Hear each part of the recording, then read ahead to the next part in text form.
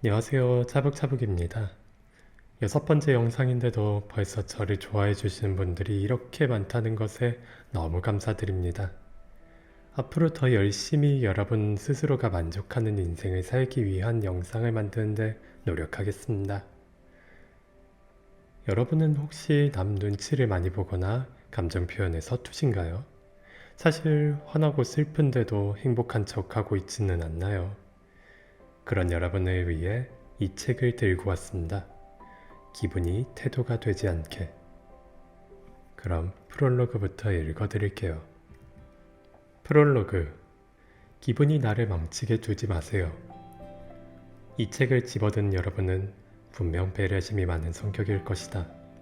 내 기분 때문에 남들을 피곤하게 하는 상황을 되도록 피하고 싶다는 생각을 평소에 많이 한 사람일 테니까.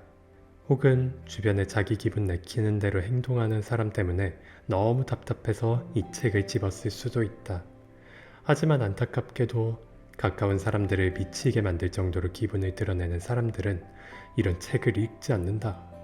자기가 주위 사람들을 얼마나 힘들게 하고 분위기를 얼마나 망치는지를 스스로 깨닫지 못하기 때문이다. 수년간 레몬 심리 플랫폼을 통해 심리 상담을 해오면서 기분으로 자신을 망치는 이들의 이야기를 수없이 들었다.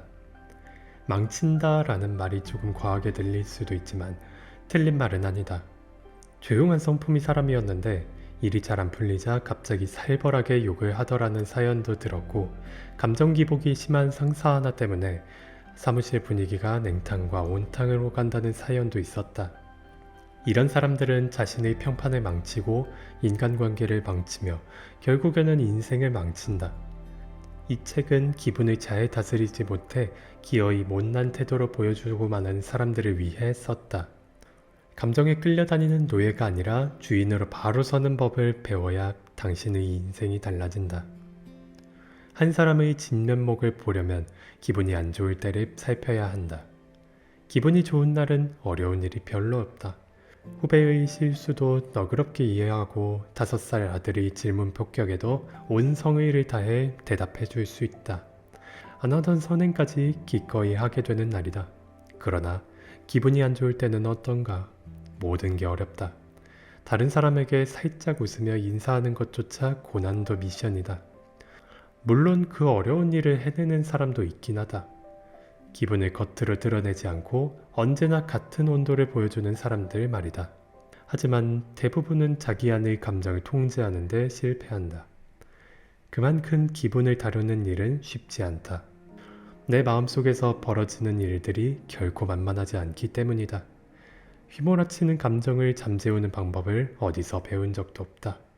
또한 하루하루가 너무 정신없이 돌아가는 탓에 감정을 돌볼 여유가 없다. 우리는 매일 회사 일로 바쁘거나 집안일에 치이며 살아간다. 그렇게 최선을 다해서 일해도 돌아오는 건 상사의 트집과 불만뿐이다. 집에서도 가족끼리 서로 오해하고 원망하며 상처를 입힌다. 원망과 억울함, 분노 등의 감정이 마음속에 차곡차곡 쌓여간다. 이 책은 기분에 대한 이야기로 포문은 열지만 기분에 영향을 미치는 다양한 감정들에 대해 더 깊이 이야기한다. 결국에 감정에 휘둘리지 않아야 기분을 잘 다룰 수 있기 때문이다. 감정이 우리를 어떻게 변화시키는지를 말하고 그 감정에 대처하는 방법을 소개할 것이다. 그 방법에는 감정을 통제해야 한다는 이야기도 있고, 동시에 감정을 애써 억누르지 않아도 괜찮다는 이야기도 있다. 어떤 상황인지에 따라서, 어떤 감정인지에 따라서 그것을 다루는 방법은 달라진다.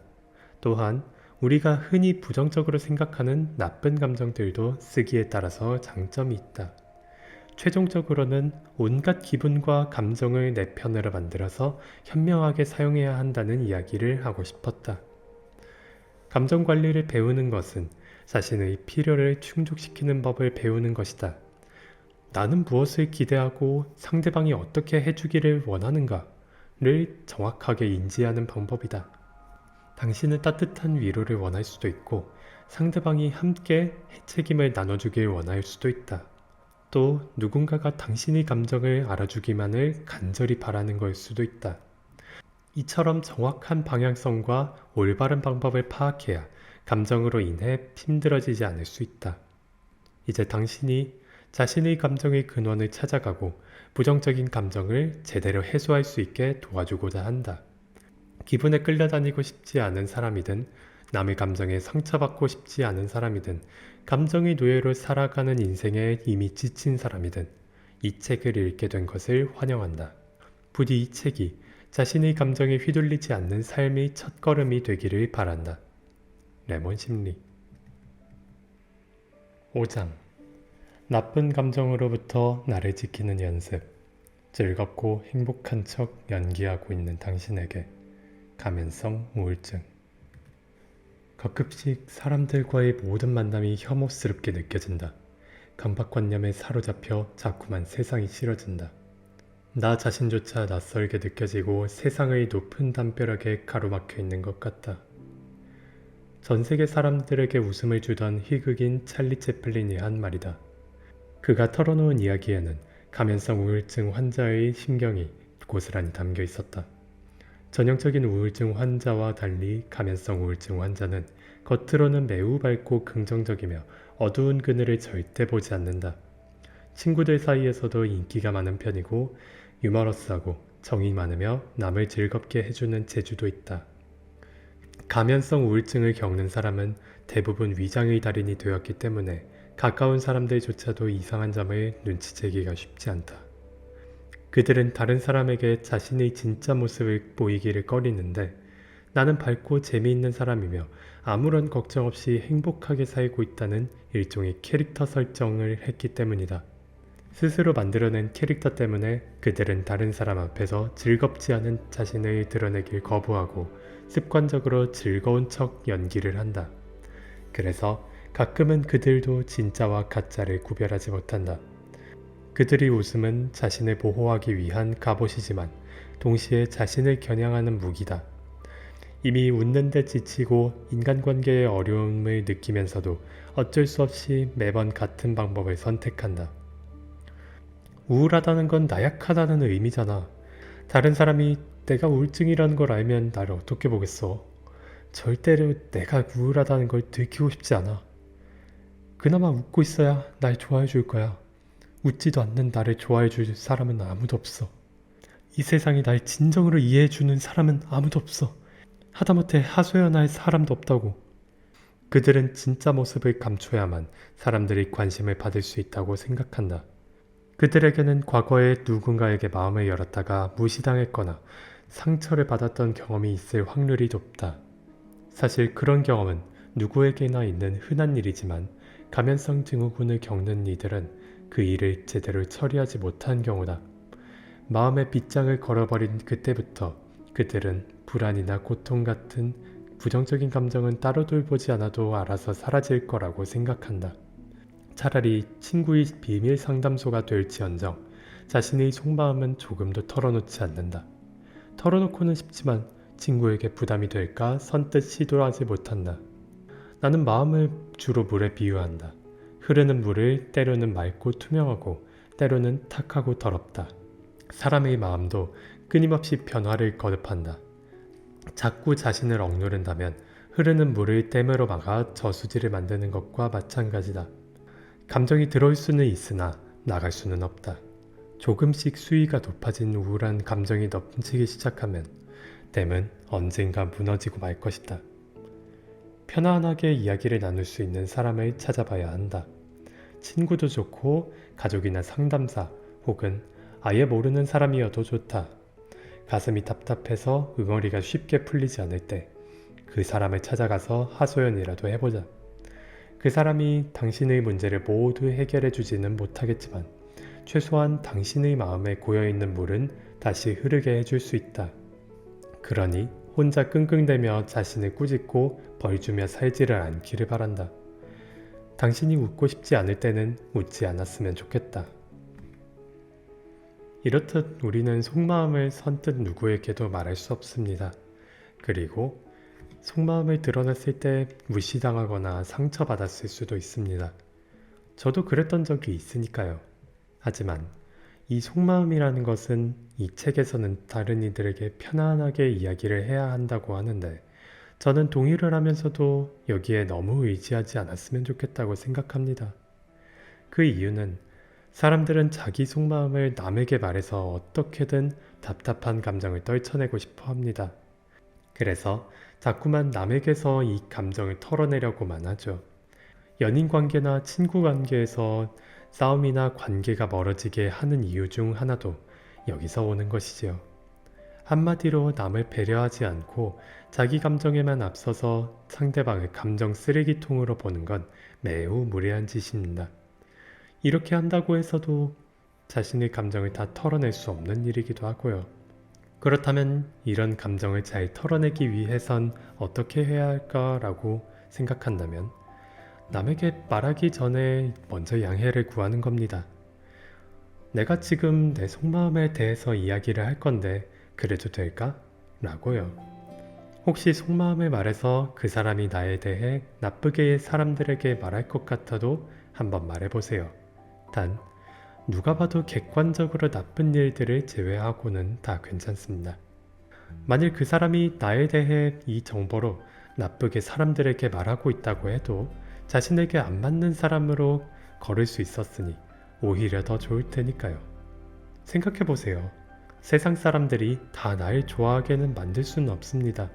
또 내면의 대화로 인해 나와 더 잘 맞는 사람들을 찾아 인연을 맺을 수도 있으니 얻는 점이 더 크다고 볼 수 있습니다. 하지만 이렇게 아무리 나와 잘 맞는 사람을 찾아서 속마음을 다 털어놔도 감정이 잘 안 풀릴 겁니다. 사실 감정이란 건 언제나 바뀔 수 있는 것이며 삶의 이정표 정도에 불과하니까요. 그래서 어떻게든 자신의 감정을 좋게 돌릴 수 있는 다른 일들을, 예를 들어 가벼운 산책이나 여행 또는 책 읽기 등을 해서라도 그 감정을 흘려줘야 합니다. 저는 뭔가 풀리지 않는 일이 있을 때 부모님께 연락하거나 다른 믿을 만한 지인들에게 말을 하곤 합니다. 만일 제 속마음을 드러냈을 때 풀리지 않고 답답한 감정이 있더라도 그 감정을 채우려고 도와준 지인들을 붙잡고 계속 되묻거나 하지 않습니다. 오히려 지금 내 상황에서 어떤 일들을 할 수 있을까를 생각하면서 산책을 하거나 새로운 풍경이 있는 카페를 갔습니다. 이렇게 하니 감정이 환기되면서 번아웃이나 일상생활의 감정적인 부분에서 한결 더 편안해진 것을 느꼈습니다. 3장. 기분을 내 편으로 만들면 인생이 달라진다. 내가 아니면 누가 나를 챙겨줄까? 나에게 해당되는 내용이 있는지 체크해보자. 퇴근 후 사람과 연락하는 횟수가 적다. 일상에서 즐거움을 느끼지 못한다. 집에 혼자 있는 시간이 많다. 몸이 아파도 귀찮아서 병원을 가지 않는다. 청소를 하지 않아서 방이 항상 지저분하다. 좋아하는 음식만 먹고 새로운 음식은 입에 대지 않는다. 언뜻 보면 게으른 사람의 특징 같지만 이것은 자기 자신을 방치하고 무시하는 사람에게 나타나는 특징이다. 인생의 열정이 결여되고 무기력한 상태라고 볼 수 있다. 이런 상태가 오래 지속되면 감정이 무뎌져서 다른 사람과 깊은 관계를 맺기 어려워진다. 이런 감정적 억제를 극복하기 위해서는 자신에 대해 궁금해하고 호기심을 가져야 한다. 오랫동안 자신에게 관심을 가지지 않고 방치해 두었다면 내 마음을 들여다보는 일이 쉽지 않을 테지만 용기를 내보자. 친해지고 싶은 친구에게 말을 걸려면 용기가 필요한 것과 마찬가지다. 어느 날 친구가 몹시 우울해하고 있는 걸 보았다고 치자. 힘들어하는 친구를 보면 혹시 무슨 일이 있는 건 아닌지 걱정이 된다. 공부 스트레스에 시달리고 있는지, 그냥 기분이 별로인 건지 친구의 이야기를 들어주고 싶은 마음이 생긴다. 친구의 어려움을 공감하고 해결할 수 있는 일이라면 도와주고도 싶다. 당신은 틀림없이 그럴 것이다. 그런데 왜 자신에게는 그러지 못할까? 오늘 나에게 무슨 일이 있었는지, 그 일이 어떤 감정을 불러일으켰는지 왜 스스로에게 물어보지 못할까? 나를 소중히 여기기 위해서는 제일 먼저 나에게 질문을 건네보자. 오늘 무엇이 나를 즐겁게 했는지 혹은 실망스럽게 했는지 물어보자. 누군가와의 대화를 통해 문제의 실마리가 풀리듯이 나와 대화하면 나의 감정을 명확하게 인지할 수 있다. 그것이 바로 자신을 챙기는 첫걸음이다. 다음으로는 자신의 가치관을 되도록 자주 상기해야 한다. 가치관을 되새겨야 하는 이유는 그래야 다른 사람의 주장이 반드시 옳지만은 않다는 것을 깨달을 수 있기 때문이다. 스스로가 중요하게 생각하는 것들에 대해 되새김하다 보면 자신의 기호와 입장이 뚜렷해진다. 그렇게 되면 우리 내면의 평가 시스템을 단단히 만들 수 있으며 자신이 옳다고 생각하는 방식을 선택하며 인생을 꾸려나갈 수 있다. 친구의 고민을 상담해 주다 보면 부모님 기대에 너무 부담을 갖지 말고 네가 하고 싶은 공부를 해 라거나 남의 눈치를 보지 말고 네가 입고 싶은 옷을 입어 라는 등의 조언을 해준다. 친구를 위해 하는 가치 판단에는 남의 시선이나 평가를 크게 고려하지 않는다. 하지만 이런 조언들은 자신에게 하기는 힘들다. 아무래도 남들이 나를 어떻게 생각할지를 걱정하지 않을 수 없다. 이제부터는 친구한테 해주는 조언을 나 자신에게 해보자. 그 조언이 나를 더 행복하게 만들어줄 것이다. 마지막으로 친한 친구에게 하는 것처럼 나 자신을 위로해주고 기분을 풀어주자. 당신은 친구가 억울한 일을 당했다면 친구를 괴롭힌 사람을 찾아가 혼쭐을 내주거나 괴팍한 상사를 마구 욕하며 친구 곁을 지켜줄 것이다. 그런데 다른 사람은 잘 위로하면서 정작 자기 자신을 위로할 줄은 모른다. 마음이 힘이 들면 맛있는 음식을 먹거나 운동으로 땀을 빼면서 자신을 위로해보자. 나를 위로할 수 있는 방법은 결국 내가 가장 잘 찾아낼 수 있다. 자신의 좋은 친구가 되는 방법을 배우자. 나의 기분은 내가 잘 알아주어야 한다. 내가 아니면 누가 나를 챙기겠는가? 삶이 마음대로 되지 않고 엉망진창인 것 같을 때 나를 챙겨줄 가장 따뜻한 친구는 나임을 기억하자. 요즘 인생에서 자기 자신을 방치하는 사람들이 꽤 많은 것 같습니다. 삶의 목표가 사라지고 무기력해지고 뭘 해야 할지 갈피가 안 잡히는 사람들이 많습니다.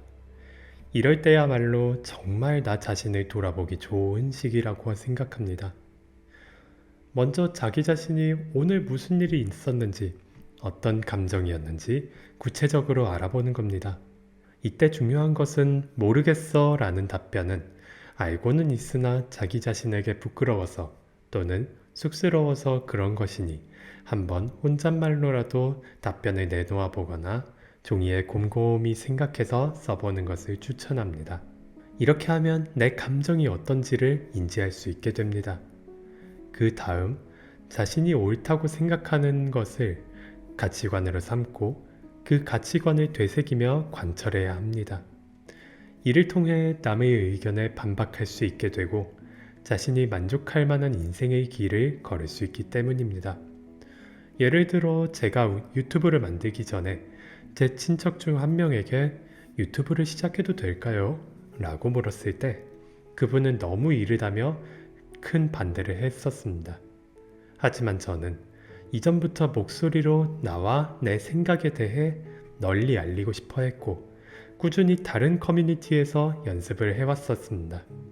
그랬기에 저는 오히려 그분의 말을 한 가지 의견으로만 받아들였고 바로 유튜브 채널을 개설해서 여기까지 오게 되었습니다.